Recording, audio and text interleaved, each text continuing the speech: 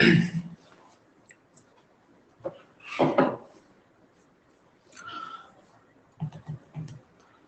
good evening to all of you friends. It is 9 PM and we'll start this class. My first question is, can you see me? Can you hear me? क्या आप मुझे देख सकते हैं, सुन सकते हैं और आप इस वोटिंग लाइन में इसका जवाब दे सकते हैं?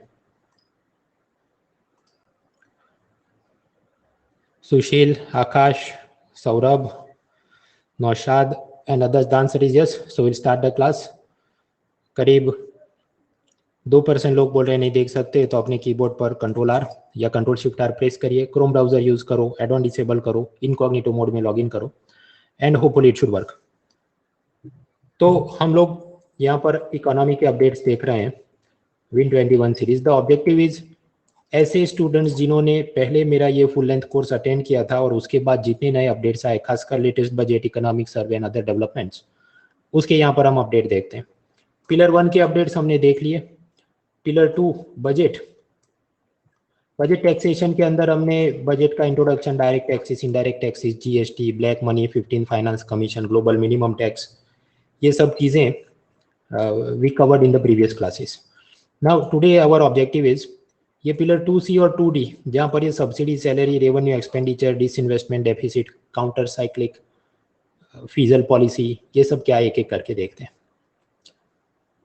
इससे पहले वाला जो था उसमें हमने ये सब tax evasion, tax avoidance, tax harassment वगैरह प्रॉब्लम्स क्या थे वो सब पढ़ा था। So now we are looking at the next part. आगे बढ़ने से पहले अर्लियर लेक्चर में हमने जो पढ़ा था उसमें से ये कुछ एमसीक्यू आप ट्राई कीजिए। Find correct statement about modernisation fund for defence and internal security. Statement 1, it was first recommended by Niti Aayog इन 2021। ये रक्षा और आंतरिक सुरक्षा के आधुनिकीकरण कोष वो 2021 में सबसे पहली बार नीति आयोग ने उसका प्रपोजल दिया। Second, it was proposed to be set up as a non lapsable fund, ये गैर व्यक्तिगत निधि के रूप में बनेगा। Third, it is to be set up as part of public accounts of India, Bharat के लोक लेखा खाते के हिस्से में बनेगा। And fourth, the total size of this fund is to be 10 lakh crore rupees for 2021 to 2026। 10 lakh crore का ये फंड होगा। और फिर आपके ऑप्शन है ओनली 1 and 3, 2 and 3, 1, 2, 3 या मात्र 4। और आपका वोटिंग लाइन में टाइमर शुरू होता है।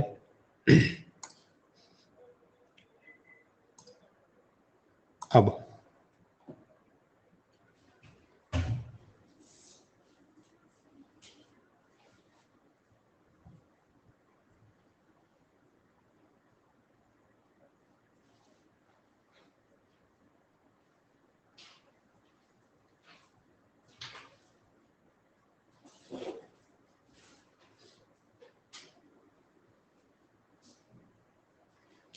पलाश, आकाश, विनय, Vishwajeet, Mansi, Kritika, Ranveer, Jagdish, कस्तूब, Shaunaka, Nikhil, Rohit,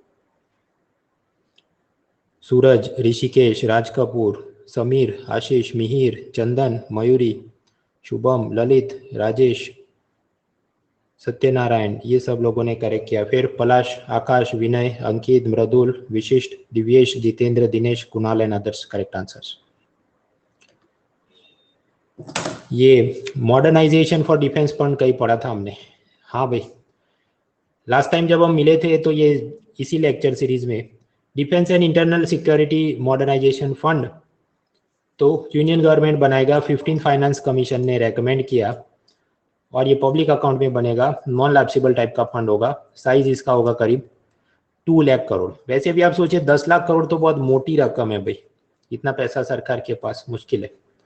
So first is wrong, third is wrong, fourth is wrong. So the answer is only 2 and 3 are correct.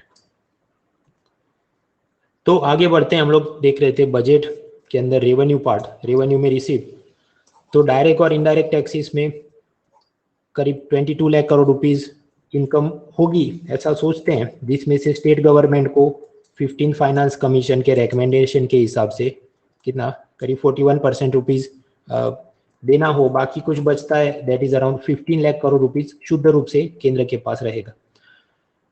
उसके बाद रेवेन्यू रिसीव नॉन टैक्स, मतलब टैक्स के रूप में नहीं लेकिन दूसरी किसी तरीके से government is earning some money, जैसे रेलवे टिकट बेच दे, इंडिया ईयरबुक योजना, कुरुक्षेत्र ऐसे मैगजीन बेच दे, डिविडेंड या प्रॉफिट से ओएनजीसी वगैरह से उसे रकम मिले वगैरह वगैरह।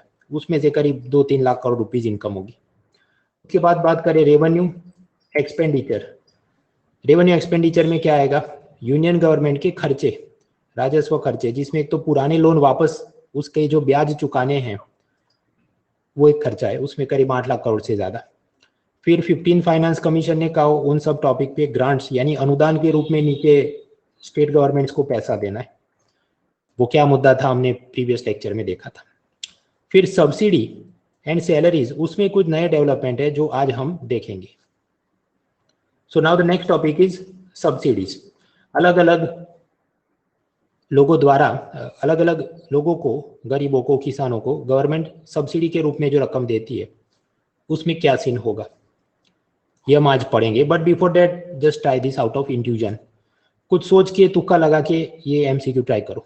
Find correct statement about subsidy in the union budget 2021। Budget 2021 में सब्सिडी के बारे में सही कथन ढूंढिए। First, budget 2021 has allotted larger amount of fertiliser subsidy than fuel subsidy. ये लेटेस्ट बजट में ईंधन सब्सिडी की तुलना में उर्वरक सब्सिडी में ज्यादा राशि या रकम दी गई है। Second, fertiliser subsidy has increased steadily in the last 5 years। पिछले 5 वर्षों में उर्वरक सब्सिडी सतत रूप से उसमें बढ़ोतरी हुई है। और फिर आपके option only 1, 2, both correct, neither correct, और आपका टाइमर शुरू होता है अब।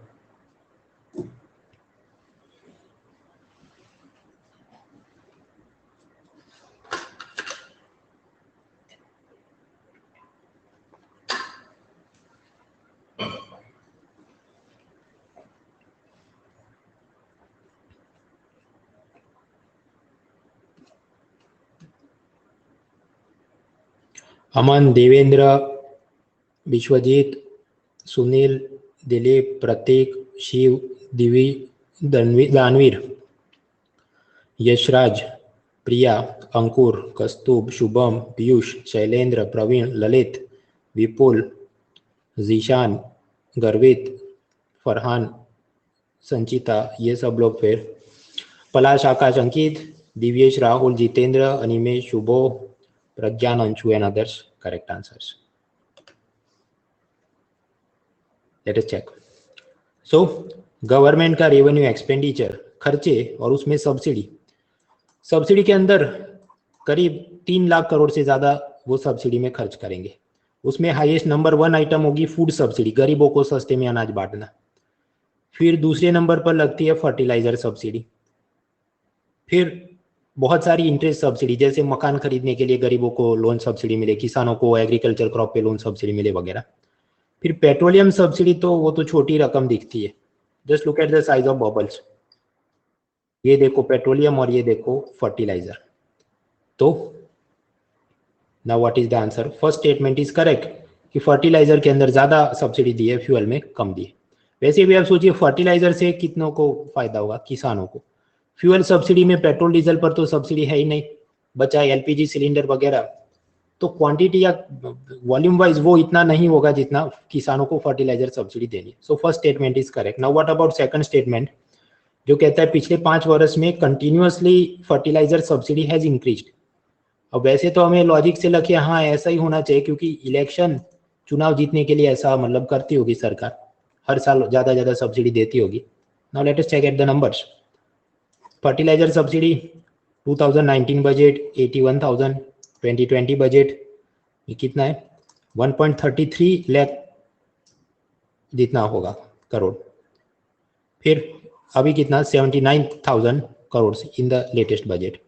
तो ये क्या है, ऐसे ऊपर जा रहा है फिर गिर रहा है, it is not steadily increasing.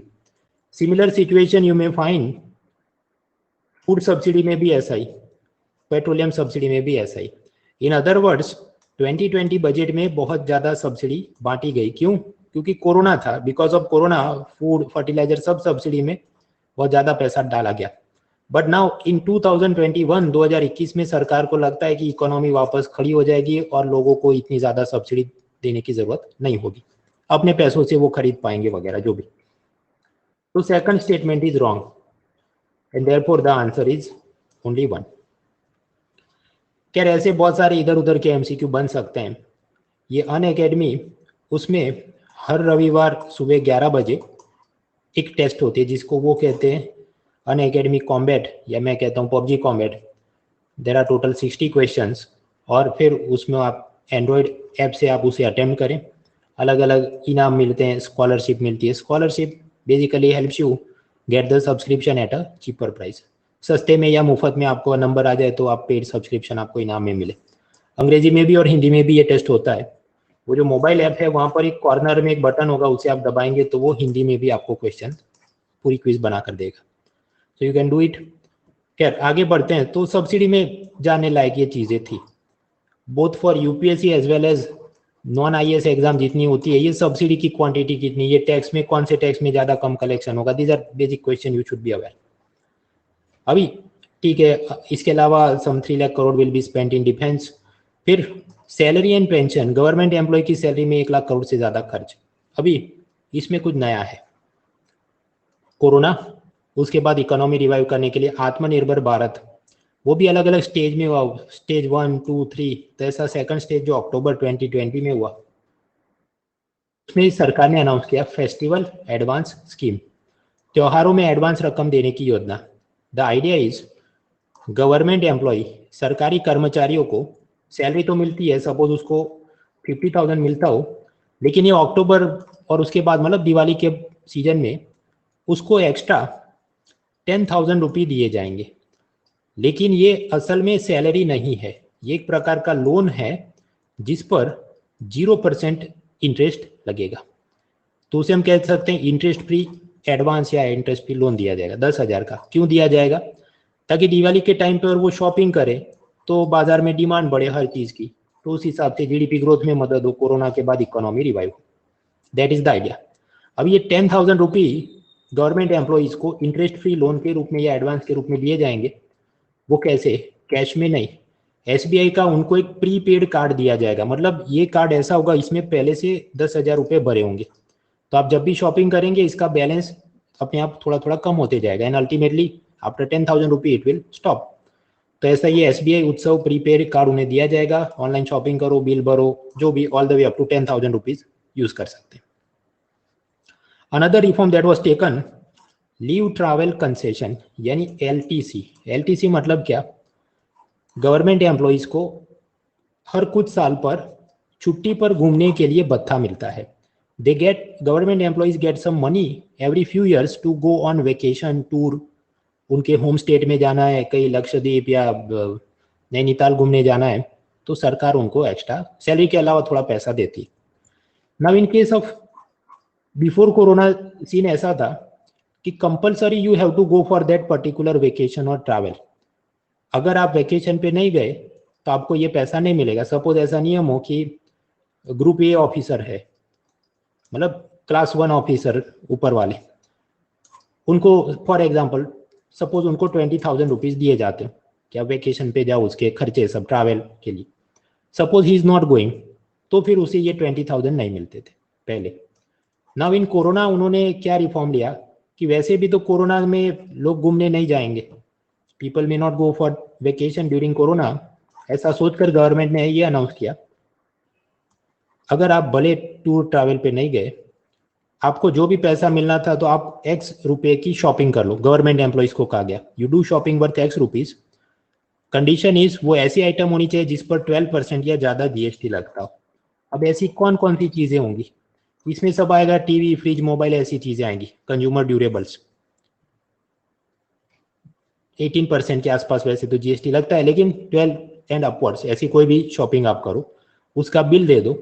तो ये लीव ट्रैवल कंसेशन में आपको गवर्नमेंट एम्प्लॉइज को जो भत्ता मिलने वाला था, जो वो वेकेशन पे नहीं गए, still government will pay them with the condition that you have to do some shopping.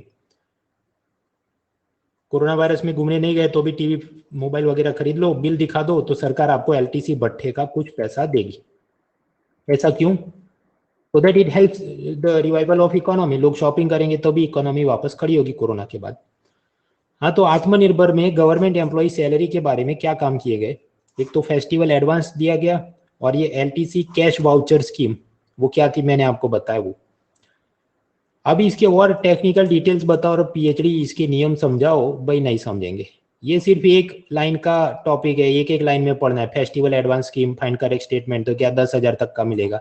SBI उत्सव कार्ड नाम का एक प्रीपेड कार्ड है जो रुपे पेमेंट गेटवे द्वारा उसको चलाया जाएगा।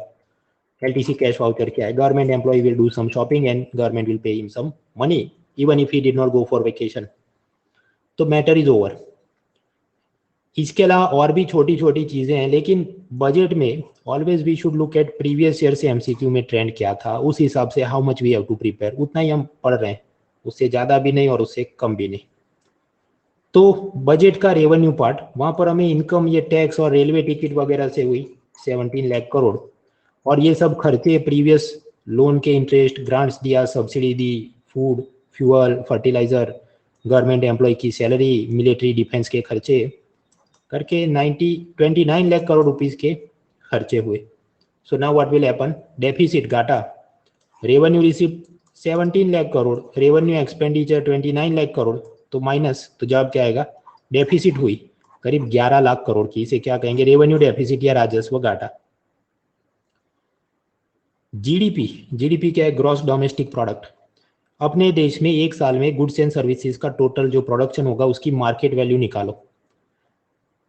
गवर्नमेंट का कुछ प्रोजेक्शन ये है कि ये ईयर 2021-22 में नॉमिनल जीडीपी, नॉमिनल मतलब अभी महंगाई के साथ एडजस्ट नहीं किया हुआ, ऐसा जो भी प्राइस चल रहा है उसी पर, मार्केट वैल्यू पर, सम 222 लाख करोड़ रुपीस जितना उत्पादन होगा जीडीपी में, और रेवेन्यू डेफिसिट कितना?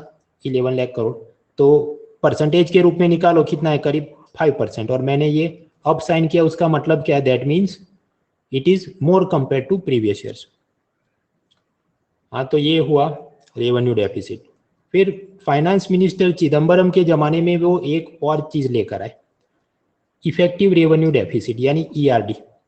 वो ऐसी बात है, रेवेन्यू डेफिसिट हमने निकाली कितनी? 11 लाख करोड़ रुपए, और ये फाइनेंस कमीशन ने अलग अलग जो ग्रांट्स दी होंगी उसमें ऐसे खर्चे जो कैपिटल एक्सपेंडिचर, पूंजीगत खर्च, मतलब suppose panchayat building, government school, rural roads, उन सब में जो पैसा खर्च हो उसे माइनस कर दो, तो 2 लाख करोड़ रुपए ऐसे कुछ खर्च होने वाले। तो फाइनल जवाब आए सम 11 - 2 = 9 लाख करोड़, उसे हम कहेंगे इफेक्टिव रेवेन्यू डेफिसिट।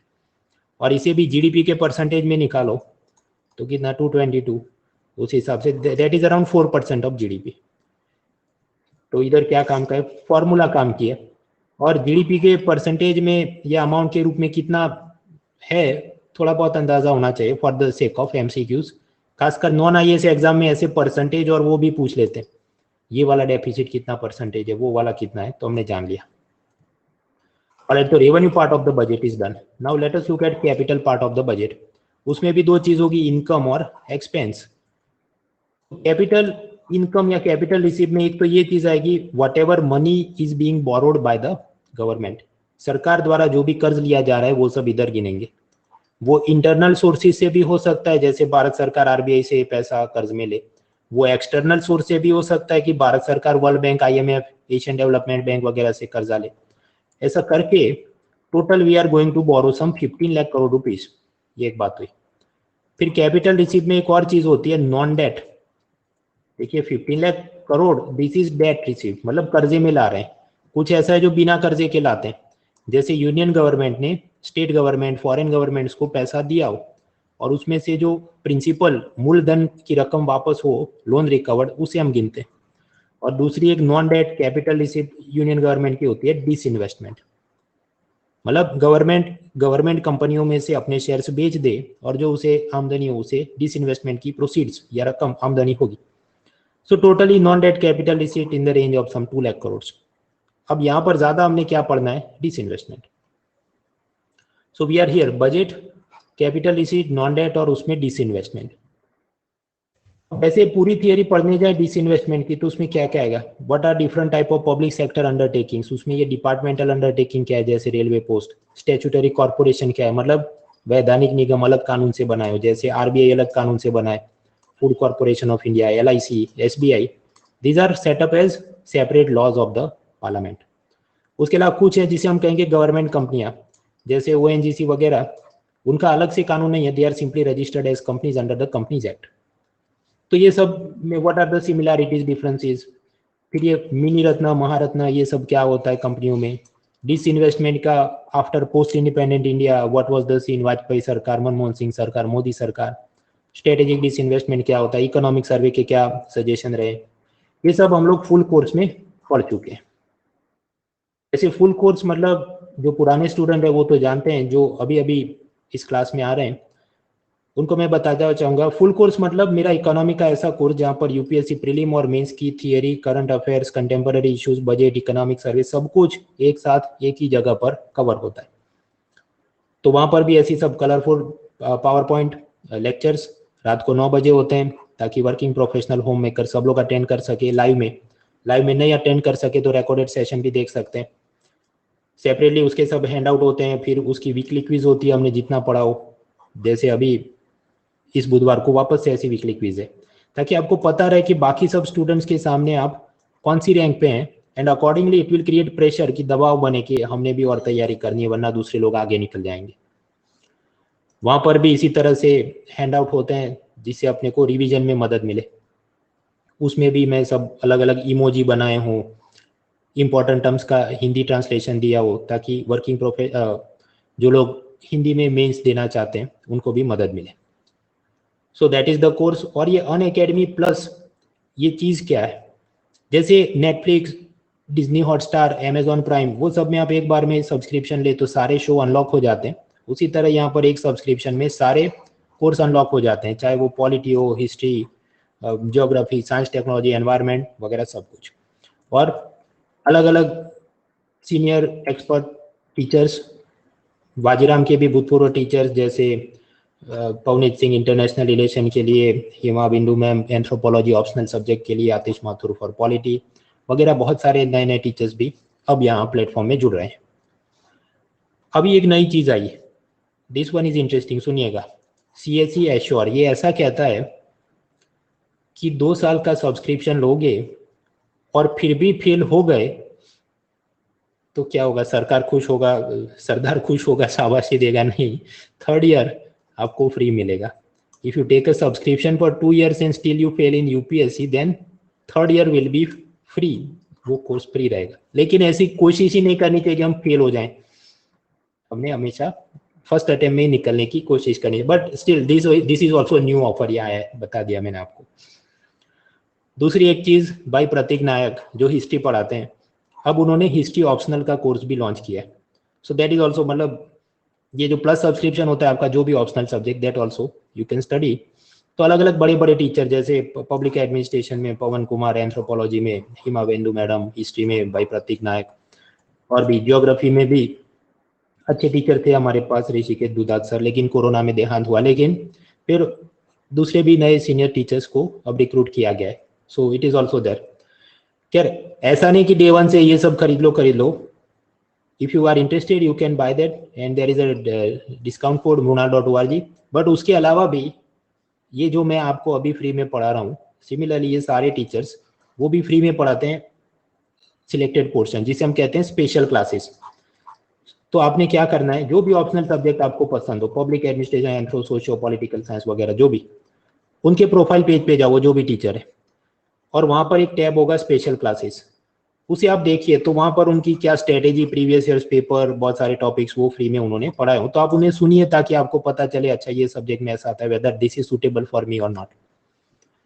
तो वो सब चीजें, तो जनरल स्टडीज का कोर्स प्लस ऑप्शनल का आप लें तो 25% extra discount, referral code use करें mrunal.org तो एक्स्ट्रा 10% डिस्काउंट वगैरह करके 1, 2, 3 ईयर्स के सब पैकेजेस आर देयर। इसके अलावा कंपनी ने अपने सब बुकलेट्स क्रिएट किए हैं इंग्लिश में भी और हिंदी में भी, तो जो लोग 1 साल का सब्सक्रिप्शन लेते हैं उन्हें वो प्रिंट आउट के रूप में मिलेगा।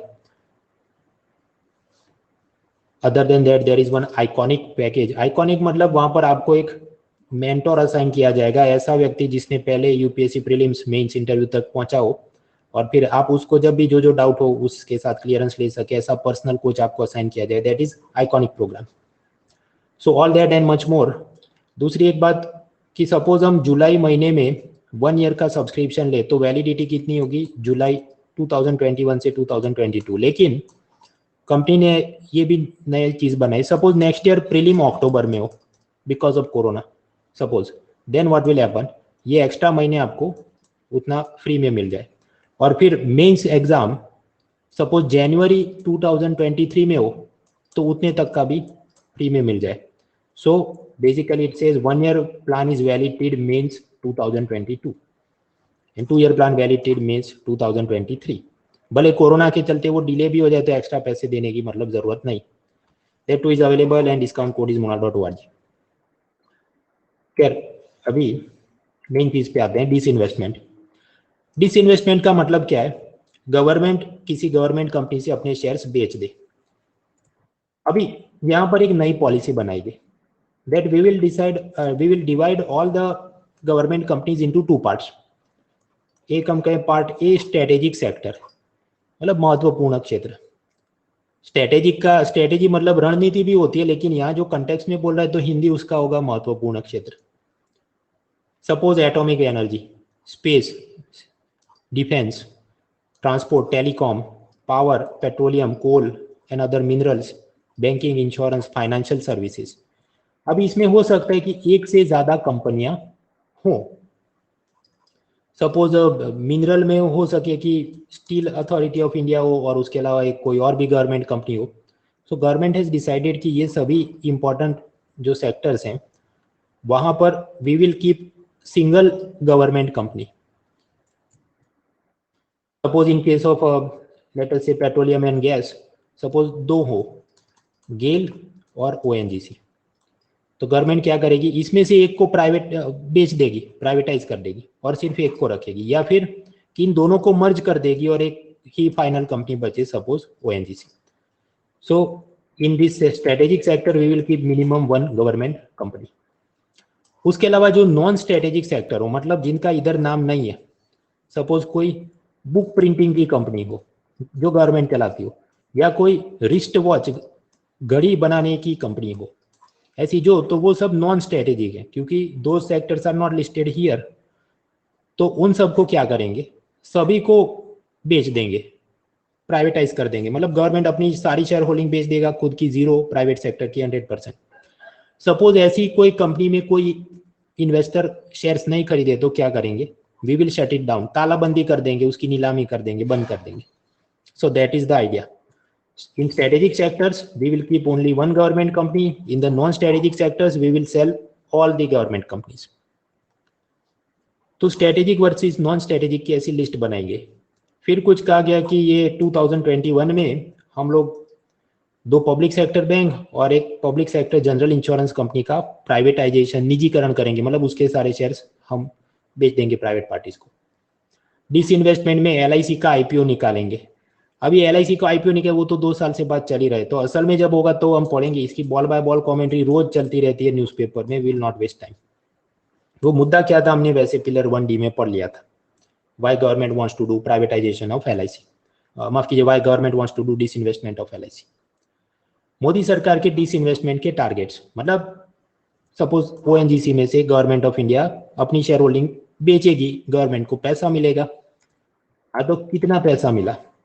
2019 में एक्सपेक्टेड था 1,05,000 करोड़ रुपए मिलने चाहिए, नहीं मिले, 65,000 करोड़ ही मिले। क्यों? Before corona also there was slow down in economy, तो शेयर बाजार में भी मंदी थी, तो कोई मोटी कीमत पर शेयर खरीद नहीं रहा था। फिर 2020 में सरकार ने एक्सपेक्ट किया था कि 2.10 लाख करोड़ रुपीज हमें मिल जाएंगे, ऐसे सब शेयर बेचेंगे शेयर बाजार में। तो मिला क्या? नहीं, हार्डली 32,000 करोड़ रुपीज ही मिले। ऐसा क्यों? हमने आगे पिलर 1C से अभी शेयर मार्केट में पढ़ा था कि कोरोना में शेयर मार्केट का सीन क्या था। Initial months up to I think May month तक गिरा, फिर शेयर मार्केट वापस खड़ा हो गया। खासकर फार्मास्यूटिकल और आईटी कंपनीज के शेयर में बहुत बढ़ोतरी हुई। Why?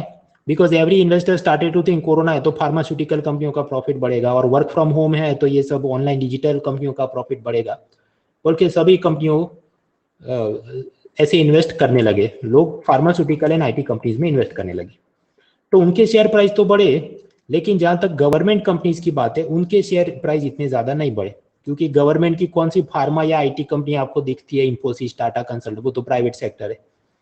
So therefore government did not achieve the target. उनको सोचा तो ये था 2 लाख करोड़ से ज्यादा डिसइन्वेस्टमेंट में मिले, लेकिन मिले हार्डली 32,000 करोड़। अभी what is the plan for 2021? उनका ये सोचना है कि हम ये ओएनजीसी वगैरह ये जितना बेचेंगे उसमें से हमको 1.75 लाख करोड़ रुपीस डिसइन्वेस्टमेंट में मिलने चाहिए। मिलेंगे कि नहीं भाई, आप भी इधर है मैं भी इधर हूँ, देखेंगे अगर टारगेट अचीव होता है तो। However, is this important? The answer is yes, it is important for MCQ. Is this important for mains? The answer is again yes, it is also important for mains. एक topic है mains paper 3 में, resource mobilisation. ये resource mobilisation में resource मतलब कि पैसा mobilise करना हो सरकार को, एक तरीका ये भी है डिसइन्वेस्टमेंट से लाओ, आ नहीं रहा है, प्रॉब्लम्स है। इवन इन 2020, इवन इन 2019, उससे पहले भी प्रॉब्लम्स रहे कि जितना सोचा हो तो उतना मिल नहीं रहा है। देन यू से ओके रिसोर्स मोबिलाइजेशन के लिए टैक्स ज्यादा मांगते हैं, तो भाई ब्लैक मनी की प्रॉब्लम है। फॉरेन से पैसा बोरो करते हैं तो उसमें भी सब प्रॉब्लम्स हैं कि वो करेंसी एक्सचेंज रेट चेंज हो गया तो हमें बहुत महंगा लोन हो जाएगा। So all of this are challenges to resource mobilisation. तो हमने ये कैपिटल रिसीव्ड और वहां पर डिसइन्वेस्टमेंट पढ़ लिया। So where are we are in budget का कैपिटल पार्ट के अंदर, रिसीट के अंदर, नॉन डेट रिसीट के अंदर डिसइन्वेस्टमेंट पढ़ लिया जो जानना था नया अपडेट।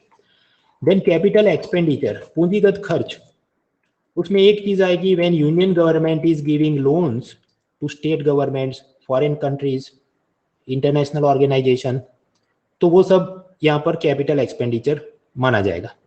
उसमें एक नई चीज चली केपेक्स। केपेक्स क्या है? केपेक्स मतलब capital expenditure. Basically union government ने स्टेट गवर्नमेंट्स को कहा 50 साल के टेन्योर का लोन देते हैं, मतलब आपने वो प्रिंसिपल इंटरेस्ट हमको 50 साल बाद वापस करना, शर्त है वो सारा पैसा आपने इंफ्रास्ट्रक्चर में इन्वेस्ट करना है, मतलब हेल्थ का hospital, rural development, water supply, irrigation, सिंचाई कैनाल बनाओ, स्कूल बनाओ, ट्रांसपोर्ट, पावर वगैरह के लिए। सो दैट इज केपेक्स लोन्स। अभी ये सब करते करते कैपिटल एक्सपेंडिचर, पूंजीगत खर्च, तो देखिए 2019, फिर 20, फिर 21, तो यहां पर हम बोल सकते हैं yes it is steadily increased, सतत रूप से बढ़ोतरी हुई है। So if they ask you there has been a steady increase in capital expenditure in the last 3 years, the answer will be yes. और ये अच्छी बात मानी जाती है बिकॉज कैपिटल एक्सपेंडिचर के नाम पर आप सोचिए ये सब अगर डेवलप होगा automatically it will help in economic growth, human development. तो इसलिए नए बजट को खास क्यों माना जाता है even for interview? The answer is because they have set large amount of money for capital expenditure. इससे फायदा क्या होगा? मान लीजिए सरकार 100 रुपए स्पेंड करे कि हम एक टनल बनाएंगे या एक ब्रिज बनाएंगे, तो उस हिसाब से स्टील सीमेंट इंडस्ट्री को बिजनेस मिलेगा, उस एरिया में ट्रांसपोर्ट टूरिज्म इंक्रीज होगा, तो प्राइवेट होटल वाले भी सोचेंगे कि एक नया होटल बना लेते हैं। होटल बनाना है तो उसमें होटल में बेड चाहिए, कर्टेन चाहिए, तो उस हिसाब से टेक्सटाइल इंडस्ट्री को भी बिजनेस मिल जाएगा। होटल है तो टैक्सी वालों की भी जरूरत होगी, उनको भी बिजनेस मिले, तो उस हिसाब से कार सेल बढ़े तो स्टील सीमेंट प्लास्टिक टेक्सटाइल हर एक सेक्टर में बढ़ोतरी होगी। So suppose government is investing 100 rupees, तो ये होटल टैक्सी वो तो इन्वेस्टमेंट प्राइवेट सेक्टर वाले कर रहे हैं, निजी उद्योगपति या जो भी छोटे छोटे टैक्सी ड्राइवर्स, तो कुल मिलाकर वो लोग आप पाएंगे उस एरिया में 150 रुपीज का इन्वेस्टमेंट करेंगे in terms of hotel, taxi, bed, curtain वगैरह। तो ये क्या हुआ? मल्टीप्लायर इफेक्ट, गुणक की 5, 5 से 10, 10 से 15, ये बढ़ रहा है, जॉब, जीडीपी, इकोनॉमिक ग्रोथ। तो जब भी सरकार खर्चे करे इस प्रकार से कैपिटल एक्सपेंडिचर करे, it helps in the economy. So we are done with the budget का ये रेवेन्यू और कैपिटल में जाने लायक चीज है। Now the next part is deficit, मतलब या कुल मिलाकर what is the income, what is the expense, what is the deficit, वो देखना है। वो भी पढ़ते हैं, but I think let us take a small break for 5 minutes and then we continue forward.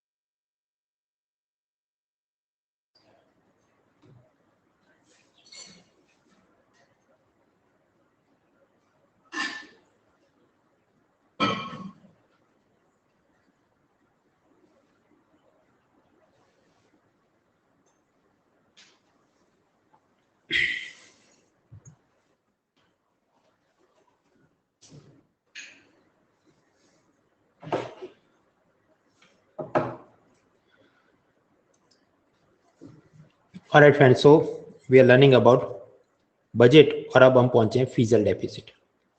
Budget के अंदर होता है रेवेन्यू पार्ट और कैपिटल पार्ट, दोनों ही जगह पर इनकम या रिसीव्ड और दोनों ही जगह पर होगा एक्सपेंडिचर या खर्च। अभी यहाँ पर ये सारे इनकम एक्सपेंडिचर हम लोग ऐड कर लें 17 लाख करोड़ रुपीज इनकम, फिर यहाँ पर कैपिटल रिसीव में भी करीब 17 lakh crore rupees income, revenue expenditure -29 lakh crore rupees, capital expenditure -5 lakh crore rupees. ये सबको ऐड करो, the answer will be approximately some 0। तो मतलब बजट डेफिसिट कितनी हुई, तो total income equals total expenditure, तो जवाब 0 आ गया। तो फिर तो मतलब ये दूध की नदियां बह रही है, there is no problem, there is no corona, कुछ नहीं भाई, ऐसा नहीं है। How did this answer come has become 0? उसका कारण यह है, याद करो ब्रेक में जाने से पहले मैंने आपको बताया कैपिटल रिसीव, और वहां पर हमने इंटरनल और एक्सटर्नल सोर्सेज से we are going to borrow 15 lakh crore rupees, तभी जाके ये सब बैलेंस हो रहा है। यानी भले budget deficit appears to be 0, it is 0 because we are borrowing money. तो हमें कैसे पता चले कितना पैसा बोरो कर रहे हैं, उसको कहते हैं physical deficit. The formula is basically budget deficit plus borrowing या प्लस डेट। तो उधारी कितना लिया, 15 लाख करोड़ रुपए, सो 15 lakh crore rupees is the physical deficit. और जीडीपी के परसेंटेज के रूप में उसे एक्सप्रेस करना हो तो 15 divided by 222 lakh crore rupees का नॉमिनल जीडीपी, तो परसेंटेज में जवाब आए 6.8%। एमसीक्यू के लिए याद रखना है, मेंस के लिए याद रखना है, फिजिकल डेफिसिट के आंकड़े याद रखने, परसेंटेज में भी 6.8%, अमाउंट में भी 15 lakh crore rupees. Okay, so that is physical deficit. Now what is primary deficit? हमने ब्रेक पे जाने से पहले पढ़ा कि रेवेन्यू एक्सपेंडिचर, तो सरकार ने जो लोन लिए होंगे खुद, उसमें प्रिंसिपल और इंटरेस्ट वापस करना होगा, उसमें जो इंटरेस्ट यूनियन गवर्नमेंट ने रीपे करना है आरबीआई को, एलआईसी को, ईपीएफओ, इन्वेस्टर्स को, कितना, करीब 8 लाख करोड़। तो फिजिकल डेफिसिट में से इंटरेस्ट ऑन प्रीवियस लोन उसको माइनस करो 8 लाख करोड़, तो 15 - 8 जवाब आए 7 लाख करोड़। ये जीडीपी का परसेंटेज 3.1%, तो उसे हम कहेंगे प्राइमरी डेफिसिट या प्राथमिक घाटा। तो ऐसा कुछ कहना चाहते हैं कि ये 8 लाख करोड़ तो it is going in non development type of work, बाकी सब चीजें सपोज की सैलरी गई या सब्सिडी वगैरह, ठीक है कुछ ना कुछ काम हो रहा है, लेकिन ये तो इसमें नया कोई डेवलपमेंट नहीं है, तो पुराने लोन का इंटरेस्ट जा रहा है, तो इसे हटा दो। उसके बाद हमें मिला 15 - 8 = 7 लाख करोड़, तो यानी this is the new amount, ये कुछ नया काम करने का पैसा हम उधारी में ले रहे हैं। अभी प्रश्न हो, ये आगे भी हमने पढ़ा, इफेक्टिव रेवेन्यू डेफिसिट निकाला, इधर प्राइमरी डेफिसिट निकाला, ऐसा सब क्यों? It helps in economic analysis, एक कारण, और दूसरा दीज आर ऑल बैंडेड्स। जब भी गवर्नमेंट को, मीडिया, ऑपोजिशन पार्टी को आंकड़े दिखाने हो, तो ऐसे नए नए इन्वेंट किए हुए आंकड़े दिखाए जाएं, this is new formula, this is new formula, ताकि डेफिसिट कम दिखे। फिजिकल डेफिसिट कितनी, 15 लाख करोड़, सामने को प्राइमरी डेफिसिट तो कम ही है 7 लाख करोड़ रुपीस, तो झटका कम लगे। सो it is for window dressing the numbers, आंकड़ों की लिपापोती करने के लिए। खैर वो सब एक तरफ। Now the next important topic is counter cyclic physical policy, वो समझ लेते हैं। मैं थोड़ा पानी पी लूं।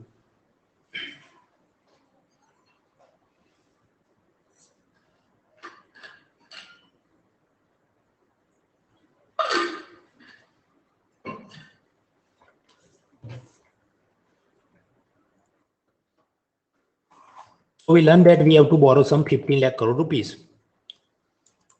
15 lakh crore rupees need to be borrowed. Why? Expense ज्यादा है, इनकम कम है, आमदनी 28 खर्चा रुपया, इसलिए पैसा कर्ज लेना है। तो ये पैसा कर्ज नहीं लेते तो नहीं चल जाता। wasn't there any other solution? Other solution could be tax को बढ़ा दिया जाए, इनकम टैक्स बढ़ा दो, जीएसटी बढ़ा दो, ऐसा कर सकते हैं क्या, ताकि अपनी डेफिसिट यानी घाटा कम हो जाए? कर तो सकते हैं, but there is one Laffer curve. Laffer curve क्या कहता है कि एक हद से ज्यादा आप इनकम टैक्स बढ़ाएंगे तो फिर लोग काम चोरी करेंगे, ब्लैक मनी, कर चोरी करेंगे, काला धन जमा करेंगे, तो असल में आपको इनकम कम ही होगी।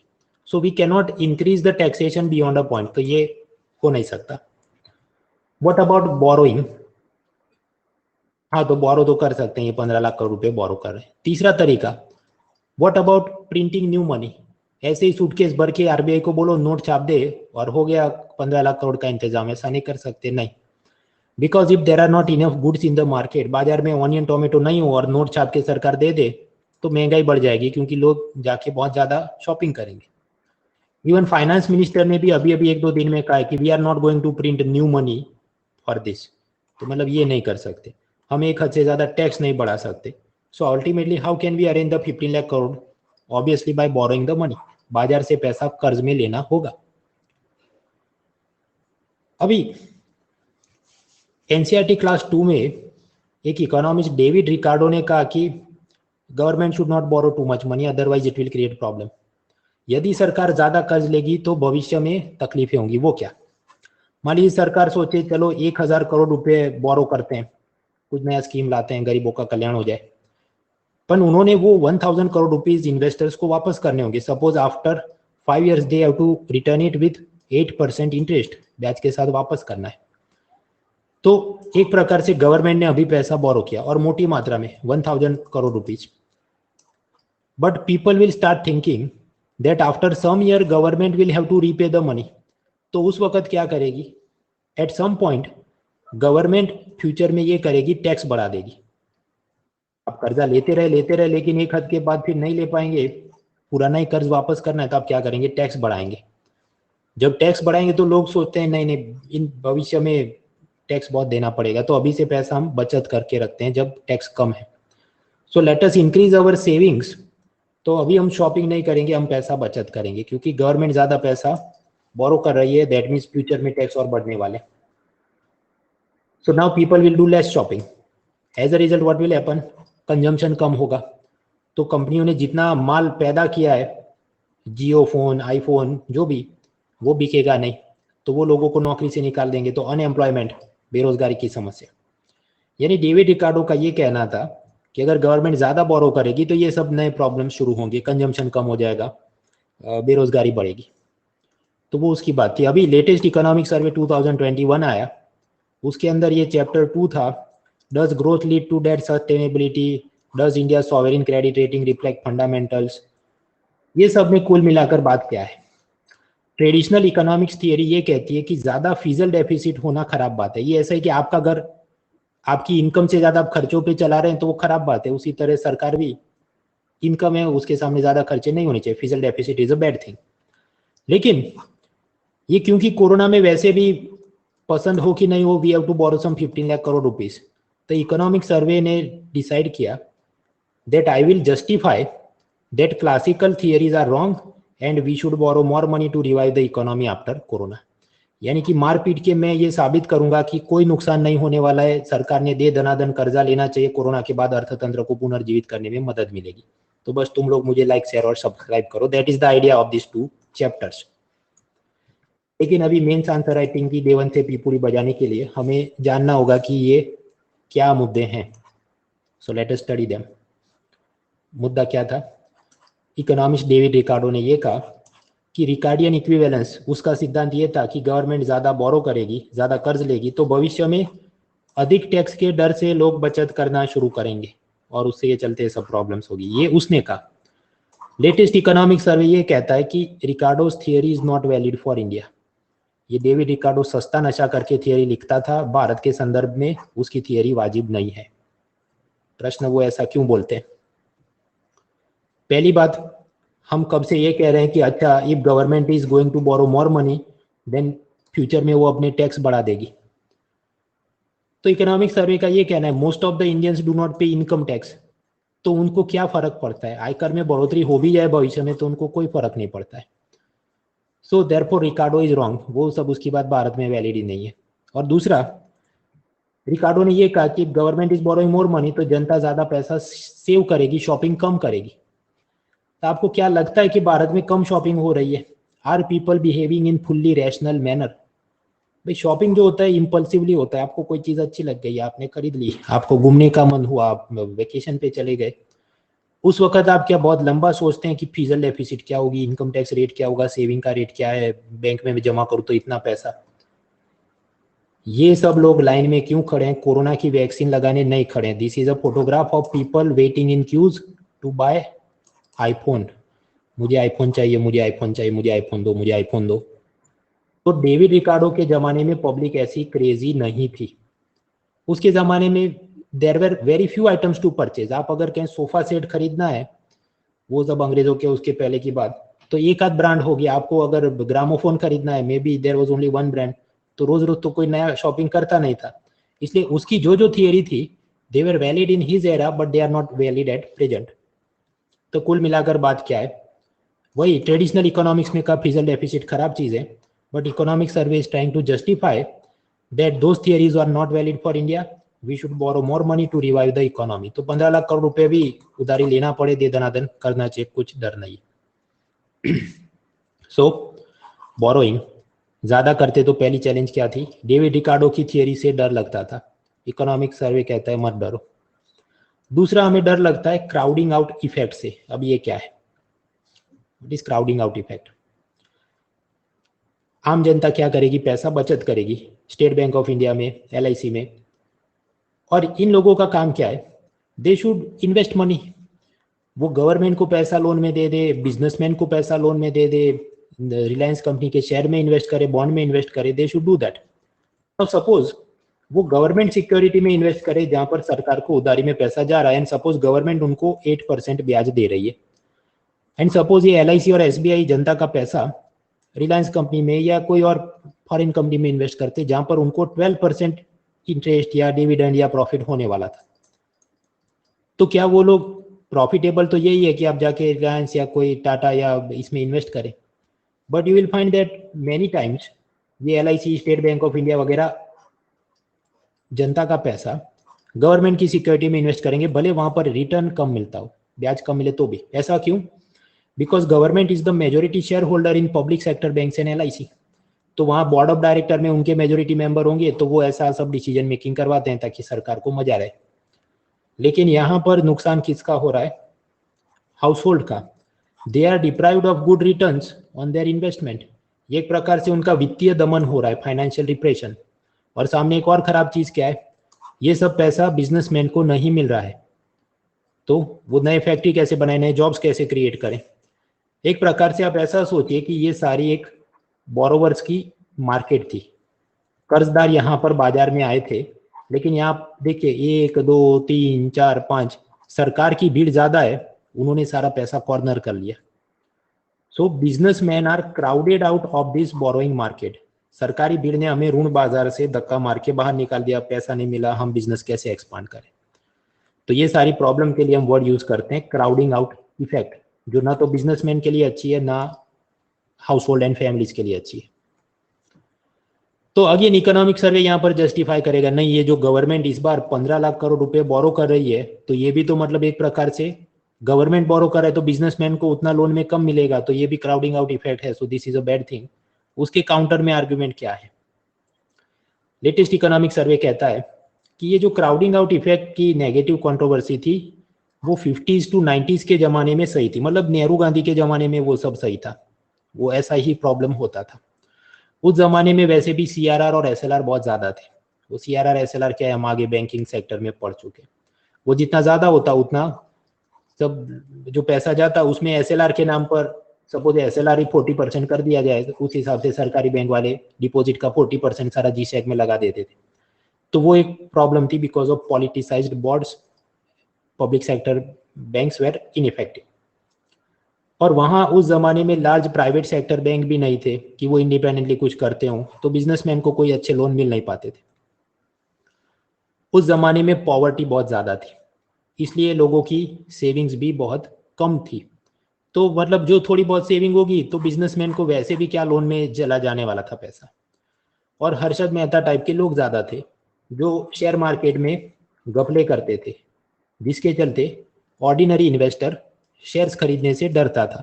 तो वहां पर भी अगर धीरूभाई अंबानी अपने शेयर इशू करते, he may not find enough capital from ordinary investors. तो ये सब के चलते क्राउडिंग आउट का प्रॉब्लम बहुत ज्यादा देखा जाता था उस वक्त। बट नाउ आफ्टर 1990 से लेके 2019 तक एनालिसिस करके लेटेस्ट इकोनॉमिक सर्वे ने पाया now there is no evidence of crowding out effect in India, क्योंकि वो सारी जो बाधाएं मैंने आपको बताई ऑब्स्टेकल्स पिछली 2 स्लाइड में, वो सब अब चले गए। अब यूथ पॉपुलेशन है, एलपीजी रिफॉर्म्स लिए, लिबरलाइजेशन, प्राइवेटाइजेशन, ग्लोबलाइजेशन, उसके चलते ये आईटी बीपीओ सब जॉब्स क्रिएट हुए हैं, लोगों की इनकम बढ़ी है, सेविंग बढ़ी है, बैंकों में भी प्राइवेट सेक्टर बैंक आए हैं, लोग खुद से शेयर बाजार में भी इन्वेस्ट कर सकते हैं। तो अब इतना सारा पैसा बचत में, इन्वेस्टमेंट में जा रहा है कि government also getting enough money for their borrowing and companies are also getting enough money for their investment. ये अभी जोमेटो आईपीओ आया तो इतना सारा पैसा उनको मिल गया, तो मतलब ऐसा तो नहीं है कि सरकार ने सब लूट लिया था और जोमेटो को पैसा नहीं मिला। There is sufficient money for everyone, ऐसा इकोनॉमिक सर्वे का कहना है। एंड गवर्नमेंट अगर पैसा बोरो भी करे, ultimately they are going to spend the money. 100 रुपए भी स्पेंड करेंगे, उसे टनल ब्रिज कुछ बनाया, टूरिज्म बढ़ेगा, टैक्सी होटल, ये सीमेंट प्लास्टिक सबको बिजनेस मिले, वो सारे बिजनेसमैन बैंकों से लोन लेकर आए, शेयर बाजार से पैसा लेकर आए, and they will invest their own 150 rupees in this particular area, कि अब उनको भी मजा आ रहा है। तो एज अ रिजल्ट असल में प्राइवेट इन्वेस्टमेंट भी बढ़ता है। तो हम इसे कहेंगे उल्टा क्राउडिंग आउट नहीं, क्राउडिंग इन हो रहा है, कि और ज्यादा इन्वेस्टमेंट का पैसा उस एरिया में जा रहा है। 100 रुपीज सरकार के, 150 प्राइवेट सेक्टर के, तो कितना 250 रुपीज जा रहे हैं। तो मतलब ये तो सब अच्छी बात है। तो कुल मिला के वही चीज, ये इकोनॉमिक सर्वे जस्टिफाई क्या करना चाहता है कि physical deficit is a bad thing, ऐसा ट्रेडिशनल इकोनॉमिक्स में कहते हैं, लेकिन कोरोना रिवाइव करने के लिए, कोरोना में इकोनॉमी को रिवाइव करने के लिए ये करना होगा, तो बस मैं मारपीट के जस्टिफाई करूंगा कि ये सब हो रहा है वो सही हो रहा है। That is the idea. तो पैसा हमने बोरो करना था, कितना 15 लाख करोड़ रुपीज, 15 लाख करोड़ रुपीज। अभी थप्पड़ से डर नहीं लगता था, रिकार्डो से लगता था, लेकिन रिकार्डो से मत डरो, ऐसा उसने कहा। क्राउडिंग आउट से डर लगता था, लेकिन इकोनॉमिक सर्वे कहता है उससे भी मत डरो। अभी तीसरा एक डर लगता है कि अगर हम ज्यादा पैसा बोरो करेंगे तो अपना रेटिंग डाउनग्रेड हो जाएगा।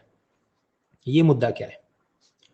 रेटिंग मतलब सपोज कोई फिल्म है तो उससे 5 में से कितने स्टार दिए जाए, 0 स्टार, 1 स्टार, 1.5 स्टार, कितना? उसी तरह जब भी गवर्नमेंट को पैसा बोरो करना है, वो अपने गवर्नमेंट सिक्योरिटी इश्यू करता है, तो वो कितना स्टेबल या ट्रस्टवर्दी है या पैसा वापस आएगा, उसके लिए उन्हें रेटिंग मिलता है। जैसे अमेरिकन ट्रेजरी बॉन्ड्स को रेटिंग मिलता है AAA, मतलब सेफेस्ट है। फिर थोड़े AA होंगे, भारत किधर होगा, वो BA सीरीज में चलता है, मतलब नियर टू जंक स्टेटस। एक स्टेप भी अगर थोड़ा डाउनग्रेड हो जाए तो हम जंक स्टेटस में आ जाए, मतलब भारत दिवालियापन दिखा देगा। ऐसा इन सब सॉवेरिन क्रेडिट रेटिंग एजेंसी जैसे मूडीज, जैसे स्टैंडर्ड पुअर, उनके रेटिंग से तो ऐसा लगे कि भारत में मतलब दिवालियापन ही है, भारत सरकार दिवालियापन दिखा देगी, अपना पैसा वापस नहीं करेगी, भारत का अर्थतंत्र कमजोर है, ऐसा सब यहाँ से प्रतीत होता है अगर हम ऐसे सब क्रेडिट रेटिंग देखें। नाउ इन सच सिचुएशन अगर हम लोग और एक्स्ट्रा 15 लाख करोड़ रुपए बोरो करेंगे तो ये सब लोग हमारा रेटिंग और नीचे गिरा देंगे कि ये तो इतना पैसा वापस नहीं कर पाएंगे। सो इज दिस ट्रू और नॉट?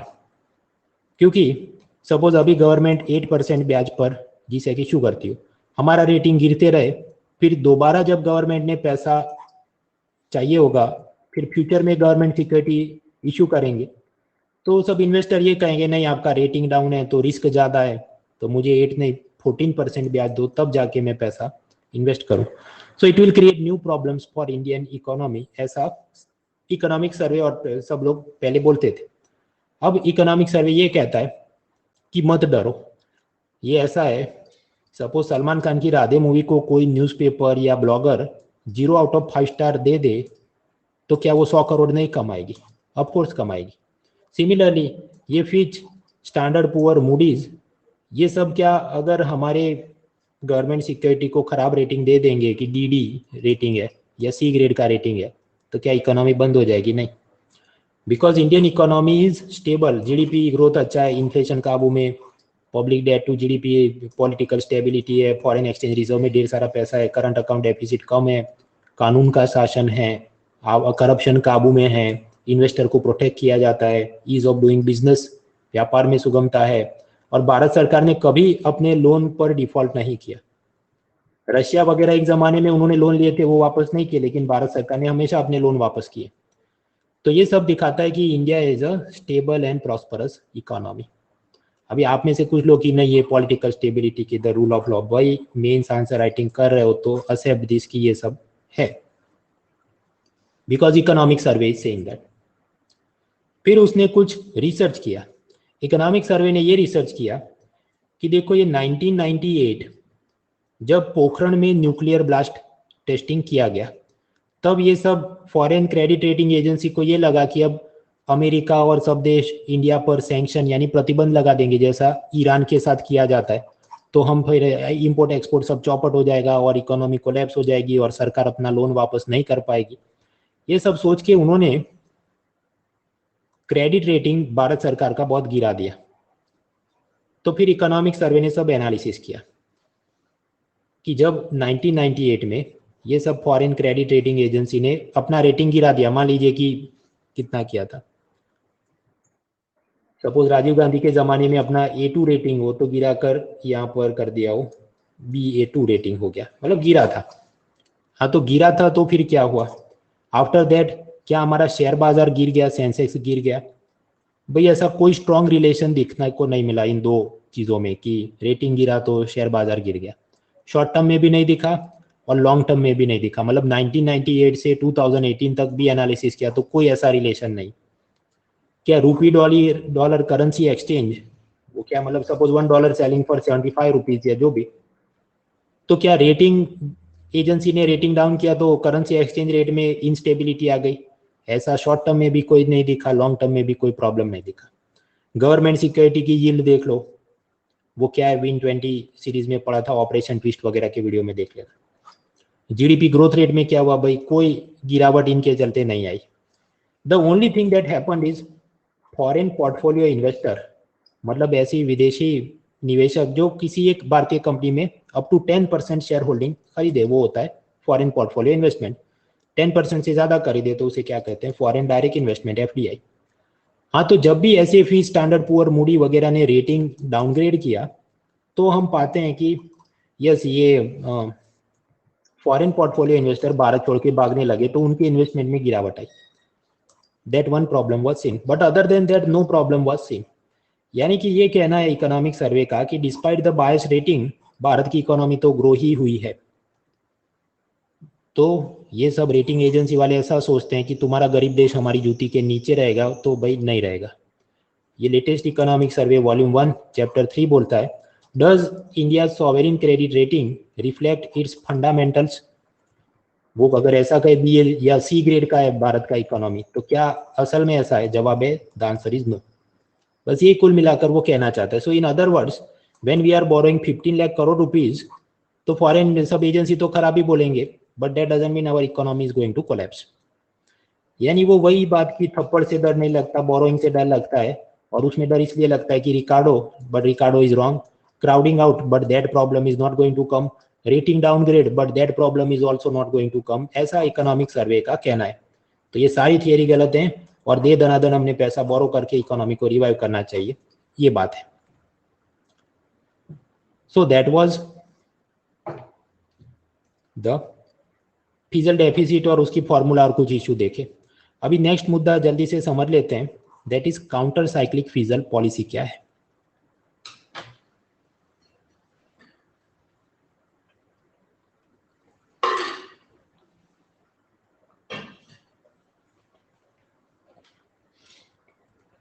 ये लेटेस्ट इकोनॉमिक सर्वे में बताया गया है, so we are studying it. Mock question for mains, discuss the need and significance for counter cyclic fiscal policy for reviving India's growth in the aftermath of corona virus.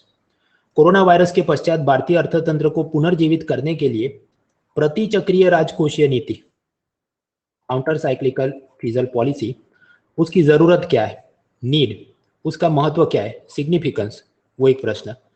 और दूसरा, examine critically potential apprehension, इसमें जो संभवित आकांक्षा या चिंता या भयस्थान है वो कितने आपको दिखते हैं, उसकी बात कीजिए।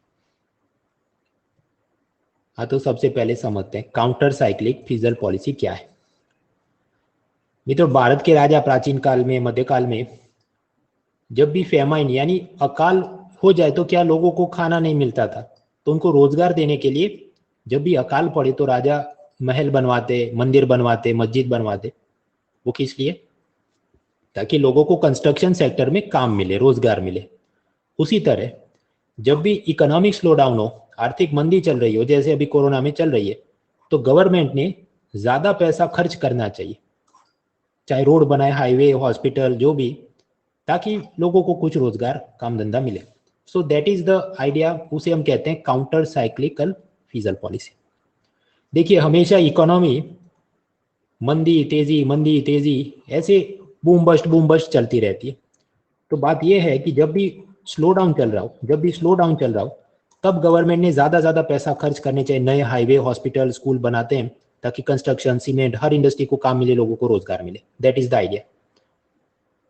और उससे मल्टीप्लायर इफेक्ट होगा, जो हम 2 बार अभी तक पढ़ चुके हैं कि सरकार 100 रुपए स्पेंड करे टनल में, ब्रिज बनाने में, तो ट्रांसपोर्ट टूरिज्म बढ़ेगा, जिससे taxi, hotel, steel, cement, plastic, textile, सबको बिजनेस मिलेगा। So it will help the economy. तो आप पाएंगे ये यूके, वहां पर ये ग्राफ जो बताया, इसका इंटरप्रिटेशन हम पढ़ने नहीं बैठेंगे। कुल मिलाकर वो ऐसा कहना चाहता है कि जब भी वहां पर मंदी आई, स्लो डाउन, जिसे मैं मार्क करूं, मान लीजिए ब्लू पॉइंट, उस वक्त गवर्नमेंट ने क्या किया, खर्चे बढ़ा दिए अपने। They spent more money at that time, ऐसा उन्होंने किया। So suppose at that time government expense देखो तो ज्यादा होगा। और फिर जब इकोनॉमी रिवाइव हो गई तो गवर्नमेंट ने कम खर्चे कर दिए। तो इस तरह से वो चला। That is the idea of this graph. लेकिन इसको बहुत समझने की जरूरत नहीं, सफिशिएंट टू नो कि इंग्लैंड में ऐसा सब किया गया और उनको फायदा हुआ। But in India we are not doing like this. तो हमने ऐसा करना चाहिए कि जैसे इंग्लैंड में किया, ऐसा हमने भी काउंटर साइक्लिक फिजल पॉलिसी करनी चाहिए। जब भी मंदी चल रही है तो सरकार ज्यादा पैसा इन्वेस्ट करे। Whenever economic growth is down, government should increase the expenditure. ऐसा जब होगा उसे हम कहेंगे counter cyclical fizzle policy. Pro cyclic fiscal policy क्या होगी, जब इकोनॉमिक ग्रोथ बढ़ रहा हो, मतलब मैं ऊपर अगर मार्क करूं ब्लू पॉइंट, तो उसी वक्त गवर्नमेंट अपना एक्सपेंडिचर, उसी वक्त ज्यादा रोड बनाते हैं, ऐसा हो। We don't want that. What we want is, जब ये स्लो डाउन चल रहा हो, मतलब ये यहाँ तब सरकार ने असल में ज्यादा खर्च करने चाहिए। तो graph should become like this. अपन तो ये सब तो कर सकते हैं, but will it not create problems.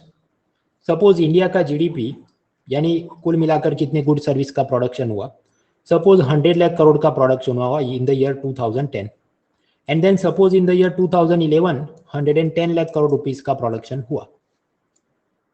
तो जीडीपी ग्रोथ कितना है, 100 लाख करोड़ के सामने 110 लाख करोड़, यानी 10% इज द जीडीपी ग्रोथ। एक बात हुई। अब ये सारा जीडीपी है तो उसमें से कुछ पैसा आप समझते हैं प्रोडक्शन हुआ है तो कंपनी को प्रॉफिट हुआ होगा तो कॉर्पोरेशन टैक्स आया होगा। प्रोडक्शन हुआ है तो किसी को जॉब मिली होगी तो उसने इनकम टैक्स भरा होगा। प्रोडक्शन हुआ है तो उसकी सेल हुई होगी तो गुड्स एंड सर्विसेज टैक्स आया होगा। पेट्रोल डीजल बनाया होगा तो एक्साइज, हमने एक्सपोर्ट किया होगा तो कस्टम्स, सारे टैक्स बने होंगे। So that means if there is GDP improvement तो टैक्स कलेक्शन भी बड़ा होगा। नाउ सपोज भारत देश का ये टैक्स टू जीडीपी कितना है, अराउंड 10% की रेंज में चलता है। इन अदर वर्ड्स, ये अगर 110 लाख करोड़ रुपए हमारा जीडीपी है तो सामने 10% उसका जाएगा टैक्स में। ये ऐसी बात है कि यहाँ पर 110 लाख करोड़ का गुड्स एंड सर्विसेज प्रोडक्शन हुआ तो उसका 10% कितना होगा, 11 लाख करोड़। तो उतना ये अलग अलग डायरेक्ट इनडायरेक्ट टैक्स में गवर्नमेंट को मिलेगा। ये एक बात हुई। अभी सपोज गवर्नमेंट ने 5 लाख करोड़ रुपीस बोरो किए at the interest of 6% for a period of 5 years। तो हर साल कितना ब्याज देना होगा, करीब 30,000 करोड़ उसने ब्याज में देने होंगे। अगर 5 लाख करोड़ 6% ब्याज पे लिए हो तो इतना तो ब्याज ही देना है, 30,000 करोड़। तो क्या सरकार वो अफोर्ड कर पाएगी? जवाब है हाँ। अगर जीडीपी ग्रोथ होता रहे, उस हिसाब से टैक्स इनकम आती रहे, तो गवर्नमेंट कैन अफोर्ड दिस। इसको टेक्निकली एक्सप्लेन करने के लिए एक डेफिनेशन है, interest rate growth rate differential, यानी IRGD, ऋण ब्याज दर वृद्धि दर के बीच अंतर। लेकिन इतना हिंदी करने की भी जरूरत नहीं। कुल मिलाकर बात यह है, सपोज लोन इंटरेस्ट रेट कितना है, सरकार ने जो ब्याज पे कर लिया कितना, 6%, और इकोनॉमिक ग्रोथ कितना है, हमने आगे गिना 10%। तो इन दोनों को माइनस करो तो जवाब क्या आएगा, -4। अगर ये माइनस आए तो सब चंगा है, everything is well and good, no need to worry. Why? क्योंकि वो वही बात दिखाता है कि गवर्नमेंट के पास, यहाँ पर हम वापस आए, सपोज इतना अपना ग्रोथ रेट है, उस हिसाब से उसमें से 10% हमको मिल रहा है टैक्स में, सम 11 लाख करोड़, और आउट ऑफ दैट हमने ये जो लोन के ब्याज चुकाना है कितना 30,000 करोड़, तो वो तो मैनेजेबल है. So as long as your GDP growth is good, you need not worry. तो ये सब बातें हैं IRGD. हाँ, तो बस हमारे पास we have sufficient building blocks. जब आप करते हैं इसका, देखिए सबसे पहले introduction of the problem. Counter cyclic fiscal policy का इंट्रोडक्शन क्या होगा? During corona there was lockdown, जिसके चलते इकोनॉमी में स्लो डाउन, और इकोनॉमिक सर्वे ने फिर सजेस्ट किया कि हमने काउंटर साइक्लिक फिजल पॉलिसी अपनानी चाहिए. वो मुद्दा क्या है, हैंड आउट में दिया है, उसका इंट्रोडक्शन, प्रॉपर फॉर्मर इंट्रोडक्शन. और वो क्यों करना चाहिए? तो उसके यही सारे कारण कि जीडीपी कम हो गया, इंपोर्ट एक्सपोर्ट कम हो गया, बेरोजगारी बढ़ गई. तो अगर हम ये काउंटर साइक्लिक फिजल पॉलिसी करेंगे तो क्राउडिंग आउट की जगह क्राउडिंग इन इफेक्ट में मदद मिलेगी, multiplier money, the growth multiplier effect में मदद मिलेगी. तो ये सब करना जरूरी है. तो discuss the need and significance. हाँ, वो तो बोल बच्चन के पॉइंट हमारे पास हैं. Now second part of this mains question, examine critically the potential apprehension. ये काउंटर साइक्लिक फिजल पॉलिसी हम करें और उस हिसाब से दे दनादन 15 लाख करोड़ रुपए बोरो करें, तो एप्रीहेंशन या आशंका या चिंता या भय स्थान क्या है? भय स्थान क्या है? थप्पड़ से डर नहीं लगता, रिकार्डो से डर लगता है तो मत डरो. दूसरा भय स्थान था क्राउडिंग आउट से डर लगता है तो मत डरो. रेटिंग डाउनग्रेड से डर लगता है तो मत डरो. बस बात खत्म. वही बोल बच्चन करो. Part 2 of the body answer is also over. कि एज पर इकोनॉमिक सर्वे, ये बॉडी पार्ट 2. जो एप्रीहेंशन थे वो क्या थे? 3. रिकार्डो वाला गेम हो जाएगा, लेकिन वो रॉन्ग है एज पर लेटेस्ट सर्वे. रेटिंग डाउनग्रेड हो जाएगा, उससे प्रॉब्लम होगी, वो भी रॉन्ग है. अपना एप्रीहेंशन, मत डरो, इकोनॉमिक सर्वे कहता है. क्राउडिंग आउट इफेक्ट होगा, वो भी गलत है, मत डरो. So the apprehensions are invalid as per the latest economic survey. And lastly conclusion. Conclusion क्या? Yes, considering all this, हमने काउंटर साइक्लिक फिजल पॉलिसी अपनानी चाहिए. उससे अपना जीडीपी रिवाइव होगा, कोरोना के बाद इकोनॉमी को वापस खड़ा कर पाएंगे. तो वो कंक्लूजन भी आपके हैंडआउट में है. तो हैंडआउट जो मैंने अपलोड कर दिया है, टेलीग्राम चैनल पे भी है और वेबसाइट पे भी, उसमें हमने ये हैंडआउट में करीब पेज 95 तक कहानी खत्म करी. अभी प्रश्न पेज 95 तक कहाँ से आ गए भाई? आगे हम पिलर 1 भी तो पढ़ चुके हैं, money banking finance insurance. Pillar 2 में भी इससे पहले हैंडआउट था जिसमें ये जीएसटी और फाइनेंस कमीशन रिपोर्ट देखा था. So now we are up to page 95. और ये सब कुछ पेड नहीं है भाई, दिस इज फ्री. जो पुराने स्टूडेंट है उनको पता है, जो नए हैं उनको भी मैं बताऊं, ये तो फ्री है. तो पढ़ लेना ये सब. पेज 95 के बाद भी थोड़े छिटपुट मुद्दे बाकी हैं, वो नेक्स्ट क्लास में खत्म कर. नेक्स्ट क्लास कब है? Alternate Tuesday. तो मतलब 10 जुलाई के बाद क्या आता है? अगस्त. उस दिन भी रात 9 बजे मिलेंगे. फिर एक मंगलवार छोड़ के 24 अगस्त तब भी मिलेंगे. तो इसमें तो 5 पेज ही हैं, वो तो मतलब आधे घंटे से भी कम का काम है. फिर हम जाएंगे third pillar, that is international trade. फिर fourth, that is sectors of economy. फिर fifth, that is infrastructure. And then sixth, human resource development. हालांकि जो बड़े बड़े बल्की टॉपिक थे, जैसे ये काउंटर साइक्लिक फिजल पॉलिसी, वो सब यहाँ तक सीमित था.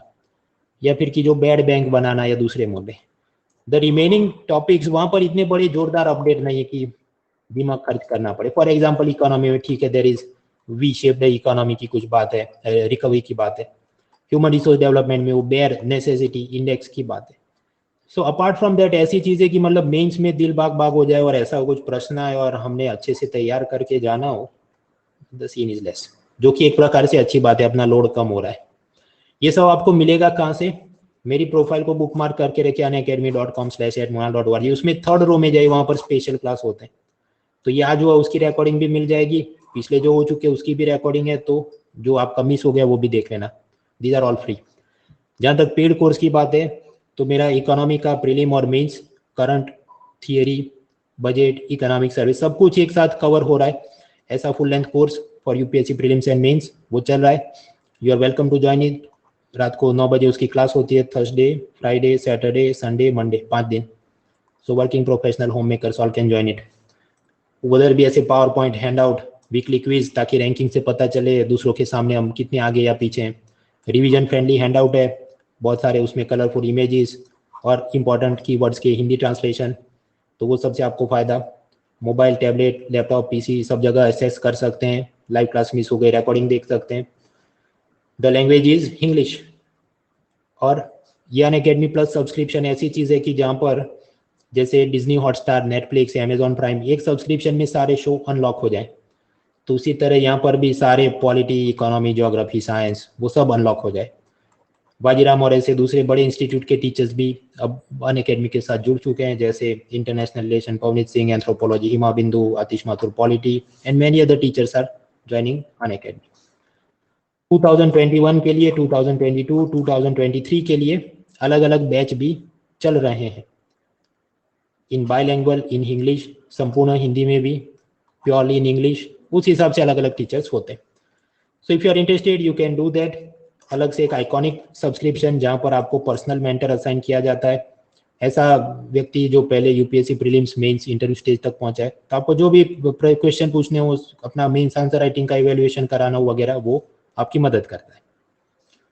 और ये इनका महा subscription offer which basically says कि आप 1 साल का सब्सक्रिप्शन लो तो मेंस तक वैलिड रहेगा। तो यानी कि जुलाई 2021 में लिया तो जुलाई 2022 तक बाय डिफॉल्ट होना चाहिए, लेकिन सपोज उसके बाद मेंस अपनी अक्टूबर में हो तो उतने महीने free.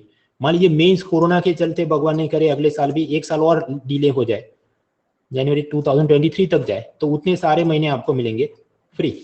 The coupon code is monal.org। उसके अलावा ये हर रविवार सुबह 11 बजे एक अनअकैडमी यूपीएससी कॉम्बैट क्विज होती है, 60 क्वेश्चन। एंड्रॉयड ऐप में आप उसे दीजिए और उसमें भी आपका अच्छा नंबर आए तो उस हिसाब से आपको ये फ्री में पूरा पेड सब्सक्रिप्शन मिल जाए, ये 75% डिस्काउंट, 50% डिस्काउंट, ये सब मिल सके। So that is also available. Optional subject के भी बड़े बड़े टीचर सब उपलब्ध हैं, Pavan Kumar for public administration, Hima Bindu for anthropology, many other things. So optional subject discount plus referral code monal.org for extra discount, free सब test series including optional subject के भी टेस्ट सीरीज, मीन्स टाइप के डिस्क्रिप्टिव वाले, वो सब है for 1 year, 2 year and 3 years। So that and many other things, if you are interested to join you can join it। और एक नई बात क्या थी वो पहले भी मैंने आपको बताई थी, but I find it very interesting, तो मैं एक बार और आपको बताऊं। That is CSC assure. ये ऐसा कहता है कि आपने 2 साल का सब्सक्रिप्शन लिया और फिर आप फ्री फेल हुए तो 1 साल यानी 3rd year फ्री में मिलेगा। बट अगेन ऑलवेज ट्राई कि अपना फर्स्ट अटेम्प्ट में ही हो जाए, तो ये सब असल में एग्जीक्यूट नहीं करना पड़े। अभी 1-2 दिन पहले मैंने मेंटरशिप विद मृणाल वो वीडियो भी बनाया था, उसमें कैरियर बैकअप की बात थी। खैर, सो आई एंड द क्लास हियर। अगले के अगले मंगलवार मिलते हैं, वी विल कंटिन्यू फॉरवर्ड। ये सब जितना पढ़ा है हैंड आउट तो है, उसमें भाई आप पढ़ के याद कर लेना। सी यू नेक्स्ट टाइम।